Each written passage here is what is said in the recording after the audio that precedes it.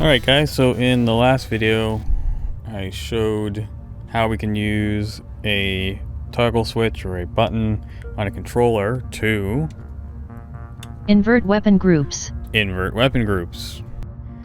So reason why you might want to do that is because of how some of the default ship loadouts are configured. It just saves you time from going into the MFD. So rather than go into the MFD, go into your weapons, go into guns, and flip all of these around every time. In order to invert the weapon groups, we can instead use a single switch, invert weapon groups, and invert them. So you can see if I have the default settings here, when I pull my trigger into the first stage, the MVSAs will fire. And if I pull this trigger into the second stage, the AD5B will also fire.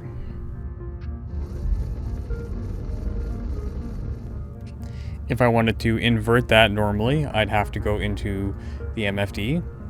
But with this, we can use the toggle switch, invert weapon groups, invert the weapon groups, and now when I pull on the first stage of the trigger,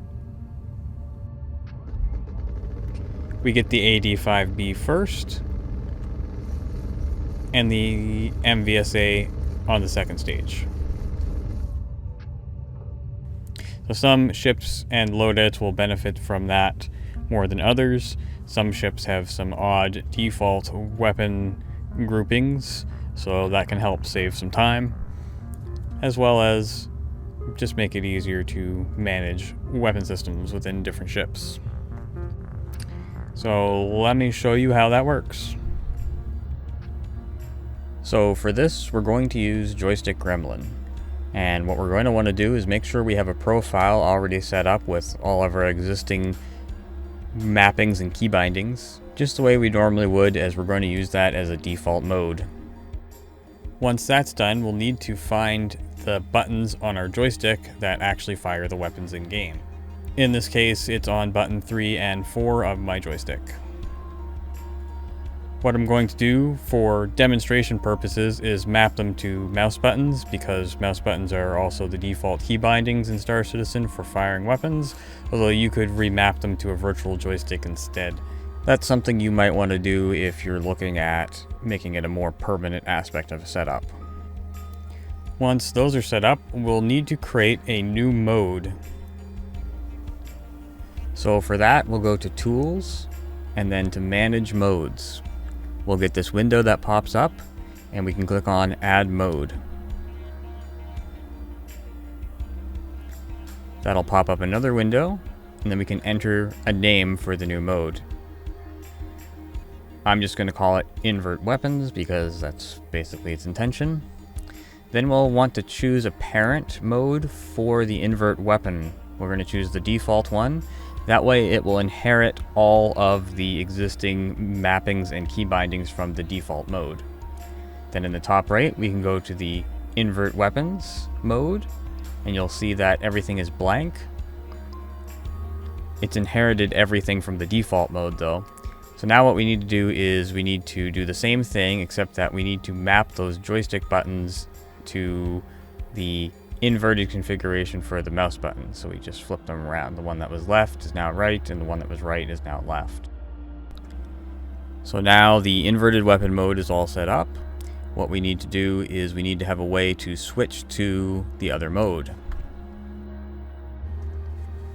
So what we'll do next is go back up to the top right, change the mode back to the default mode.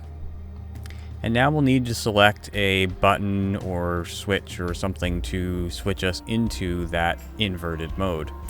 So I'm just going to use the toggle switch, and I'm going to set it to temporary mode switch. That way, whenever the toggle switch is turned on, it'll use the inverted weapon mode. So I'll just do that by selecting inverted weapon. And then I will also have it We could have it play a sound or text-to-speech. You can do whatever you want by combining different things together. I'll just have invert weapon groups. And then we'll save. And then from there, it's just a matter of running it just like you normally would through Joystick Gremlin. And then you'll need to go into Star Citizen and adjust your key bindings so that your weapons are only using the keybinds that you set up, so either using the virtual joystick buttons that you used or only using mouse buttons. So you may have to unbind your joystick buttons if you're using the mouse method. But after that, you can just use it as normal. Anyway, that's it for this one, guys. Hopefully that little trick helps you manage your weapon systems a little bit easier and gives you some ideas of ways that it can be used effectively. Depending on loadout and depending on ship, of course.